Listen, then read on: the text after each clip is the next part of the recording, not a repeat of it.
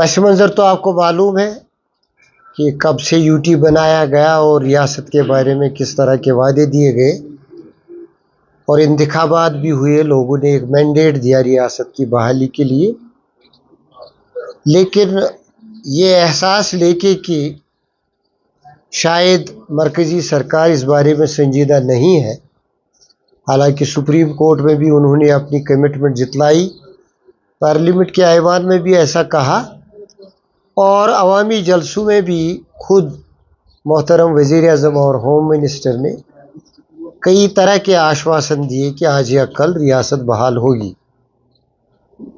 ریاست کی بحالی کا معاملہ اس لیے سنجیدہ ہے کہ یہ ایک منفرد واقعہ ہے پورے ملک میں کہ ایک ریاست کو یوٹی کے درجے تک پہنچایا گیا، ڈیگریڈ کیا گیا۔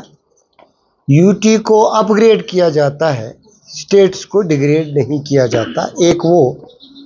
دوسرا، ہماری ریاست کا جو تشخص تھا، جو اس کی ایک الگ انفرادیت تھی، اس کا ایک تاریخی پس منظر بھی تھا۔ تو ان سب چیزوں کو لے کے لگتا تھا کہ اگر کوئی مجبوری مرکزی سرکار کو ہوئی ہم کو سزا دینے کی، لیکن ساتھ ہی انصاف بھی دیں گے، ایسا ہو نہیں رہا ہے۔ پارلیمنٹ کا سیشن آ رہا ہے تو کئی طرح کی ریومرز ہیں، خود چیف منسٹر اس بارے میں بڑا ہی اعتماد رکھتا ہے کہ پارلیمنٹ میں بل لایا جائے گا۔ کانگریس کے کئی لیڈروں کا بھی یہی خیال ہے کہ سرکار اب بل لائے گی۔ بل کا کیا آیا ہوگا وہ الگ بات ہے، لیکن اسٹیٹ کی بحالی کی جانب کوئی قدم لیا جائے گا۔ لیکن یہ بھی ہے کہ فنگرز کراسڈ شاید نہ ہو۔ خدشات ہیں کہ کوئی ہنگامہ آرائی ہی نہ، جیسے میں نے پہلے ہی کہہ دیا کہ ایسا بھی ہو سکتا ہے کہ ہنگامہ آرائی میں ہی سیشن گزر جائے۔